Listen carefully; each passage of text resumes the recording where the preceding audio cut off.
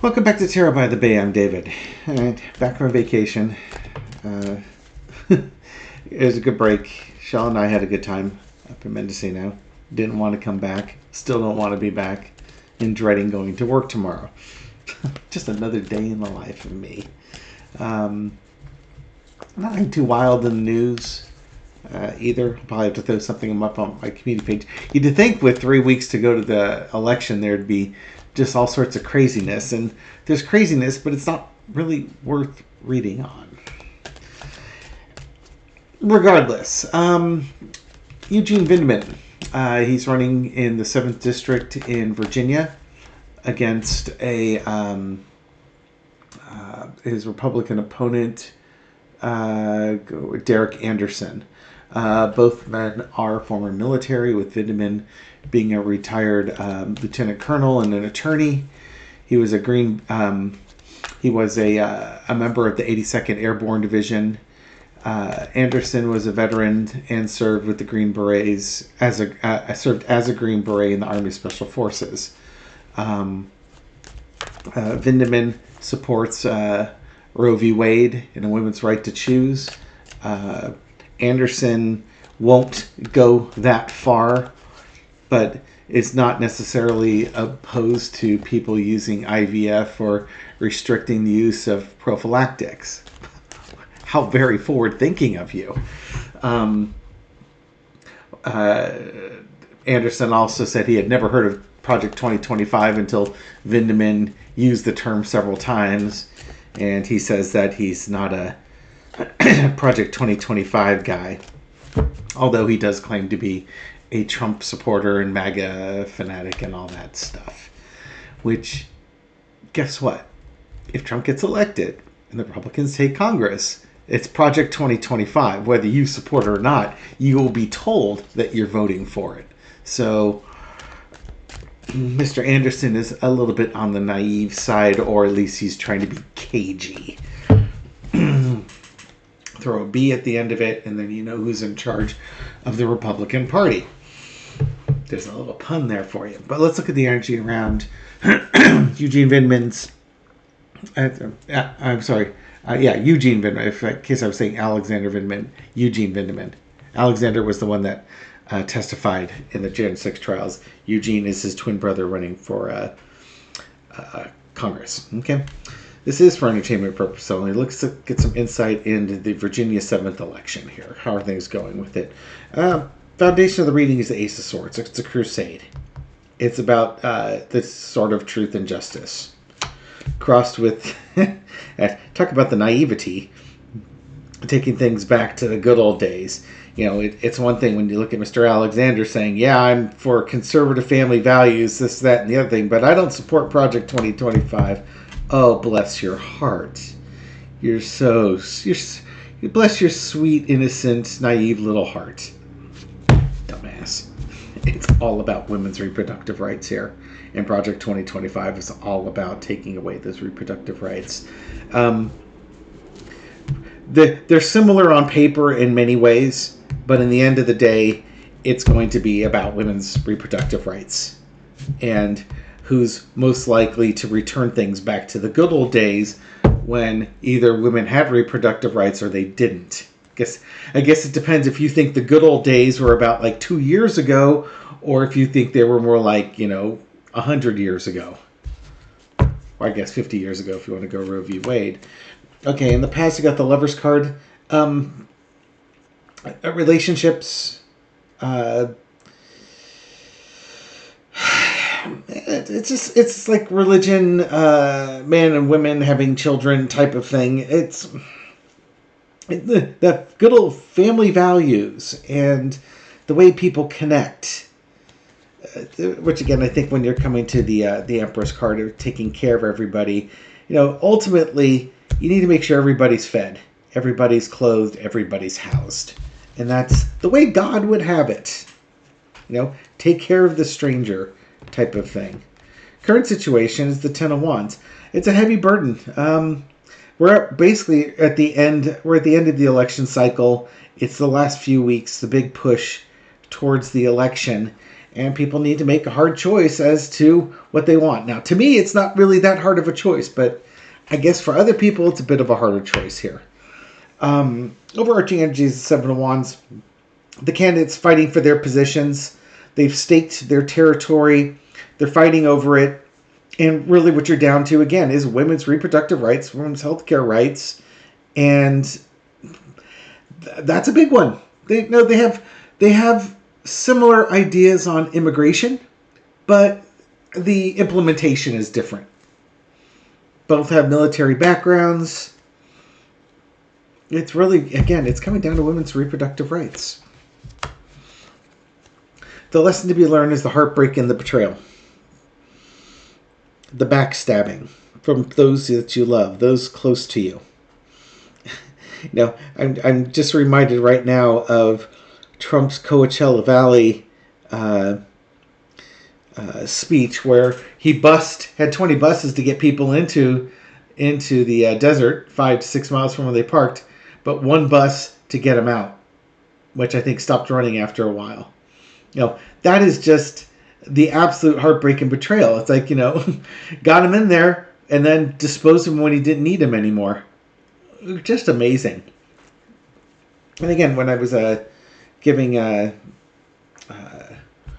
Anderson a little bit of a hard time here, saying, I don't know what Project 2025 is, and I don't support all of it. Guess what?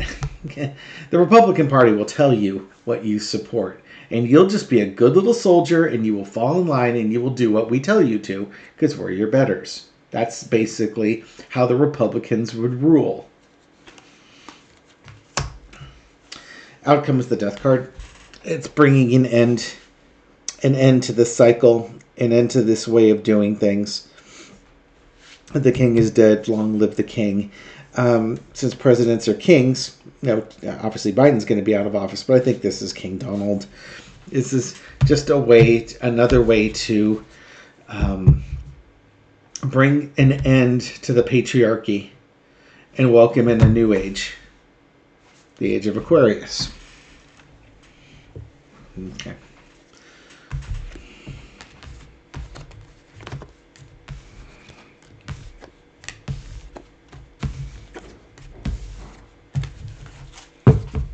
Somebody's knocking at my door.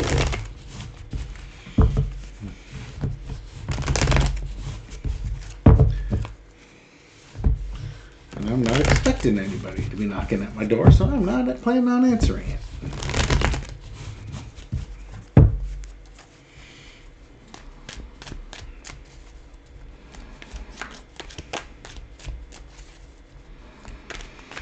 Okay, let's do a pair of 4-carders here.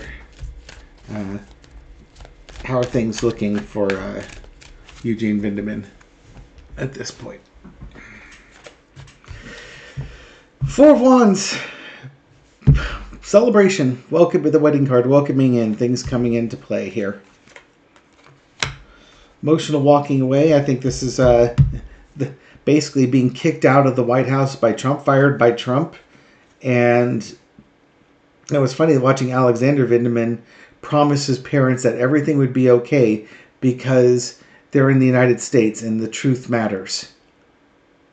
And under Trump, it doesn't. But no, a little bit of a wake-up call there. But it caused him, we got the Temperance Center underneath it in the Magician card.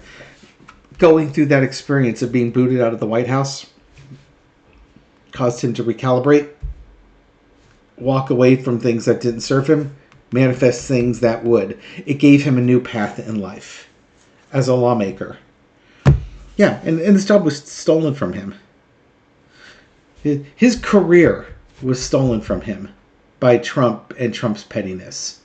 How's he doing now? He's getting ready for the new one. You may have stolen my previous career, but to open the door to a new one where he will have even more impact and more effect on it. Good cards. Mr. Anderson. Now, for all the Mr. Anderson, Derrick Anderson fans out there, sorry, you're in a very biased channel that's not going to look kindly upon you. That being said, those are good cards for Eugene Vindman. We'll see what Mr. Anderson's cards look like. Maybe in another time, another place, Mr. Anderson would have done quite well. The election's close over there too, by the way. This is, again, polls would say it was leaning Democrat. Now it's toss-up. I don't know why it would be a toss-up. I haven't seen the Republicans do a damn thing that would bring new voters into the camp. Haven't seen them do anything that would do that. That's why I have a hard time believing him. Derrick Anderson, how are things looking for you? Going from choppy waters to calmer shores. 6, the leaving card. Not the greatest card to have there. Disappointment. Not all is bad, but not all is good either. Heavy burden. Maybe something new on your horizon. Kind of an experience. You know, he worked hard, raised money. He didn't raise nearly as much money as Mr. Vindman. He's about 1/5 the amount. I think that's going to be a difference. This was going to be, it was an uphill battle for him, and he did well in it. He just couldn't get across the finish line, but it was a good experience for him. Yeah, I'm not seeing Derrick Anderson winning this election. The things aren't looking that great for him.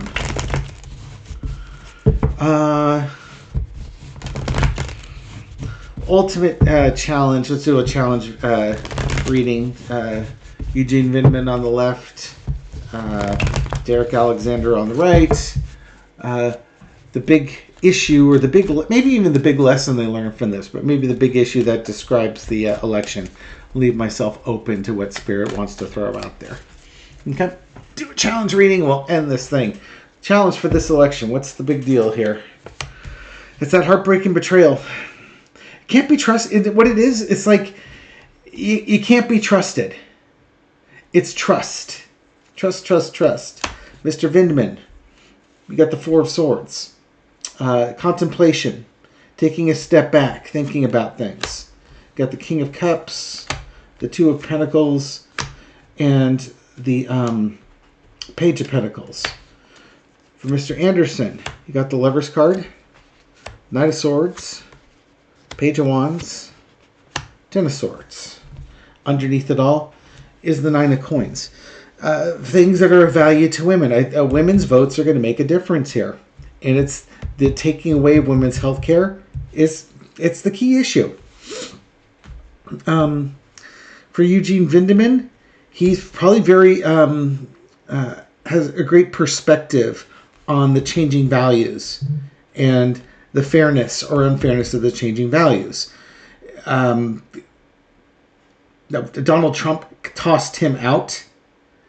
Joe Biden probably would have hired him. I don't know what Joe Biden did anything for him, but he comes across as an emotionally mature male, even though he's young and has young ideals. He's emotionally mature, and while he may not be directly impacted by the Roe v. Wade decision, that doesn't mean other people aren't. For Mr. Alexander here, we'll go straight to the Bible here. Bible says, Adam and Eve, man's in charge. The woman will do what the man says, type of thing. It's just, I think he's going to fall under the too traditional category. And no, it's a good experience for him. He gets to see the whole political process. He thought he was going to come in to save the day, but he's on the wrong team. He's on the wrong side of history with this one. And with Project 2025, Donald Trump, the Republican Party in general, there's too much to overcome for him. Just like we had that 10 of Wands for him. Too much of a burden to overcome, and it just sinks him. He probably could have been a good candidate in elections prior to Donald Trump. Probably a very electable candidate in elections prior to Donald Trump. But given the toxicity that is Donald Trump, the toxicity of MAGA, the toxicity of Project 2025, the stealing of women's reproductive rights. Women and young people, and that's probably the other thing with Eugene Vindman with that Page of Cups, is probably young people are going to come out and vote for him. He's going to have that support of not only women but young people. Young people and women are going to be the huge difference in this election. Plain and simple. They're going to get out there and vote. They're motivated to vote. They want to vote, and they're going to vote. Donald Trump doesn't have that enthusiasm. There's only so many racist white dudes that you can get behind you. No, they're not the majority of the population. So the only way you can win with that one is to try to suppress the majority, which is what the Republicans have been doing for years, if not decades. But in this case, I don't think they're going to succeed. Good luck to Eugene Vindman. I believe he will be winning this election. Thank you very much for watching this video and supporting my channel. I appreciate it. I hope you found this reading insightful. It is for entertainment purposes only, and I'll catch you on the next video. Take care.